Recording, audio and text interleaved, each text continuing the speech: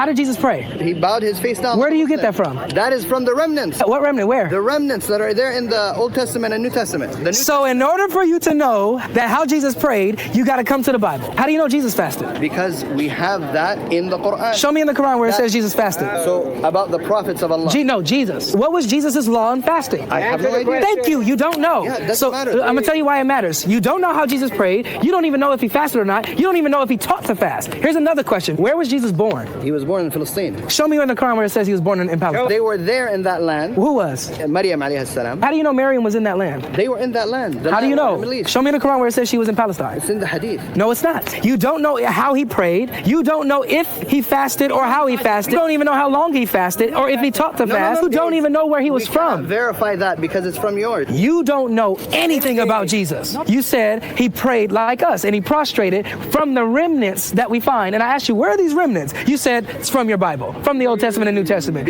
So the only place that you could get information about Jesus is from the Bible. Islam means submission. Anyone who submits his will to the will of God is a Muslim. Okay. Yes, for example, when Jesus said, for example, if we wanted to use the Bible, even though it's not a source of information for us, but Jesus said, let it be not my will, but yours. Yeah? Whose? Jesus said to the Father, let it be not my will, but yours. Okay. So from this is a total submission to the will of the Father. Am I right? And that's why, if that's true story, that means that's one of the things that shows anyone submit his will willingly to the will of God is a Muslim. It wasn't introduced by Muhammad. Islam is the faith of God, which God has revealed since Abraham and Noah and all of them. I got you. I got you. So you said being a Muslim means one who submits their will to God, right? So now I'm going to ask you this question. Is Allah a father in any sense? Is Allah the Father in any sense? Yes. Now, the issue is the misinterpretation of the Old Testament. Is he a father in any sense, my friend? The misinterpretation for the New Testament, addressing God, the creator of Jesus, the creator of the heavens. Is he a father? That's all I want to know. He doesn't have to answer. Either you answer, you take my answer as it is. It's not an answer though. Do you think I have to please you in my answer? Well, no, I was hoping that I was hoping you could give an honest answer though, instead of waffling around. Give me the original context, and then when we read, we'll understand what exactly Jesus said. Is Allah a father in any sense? If you interrupt me again, I will finish the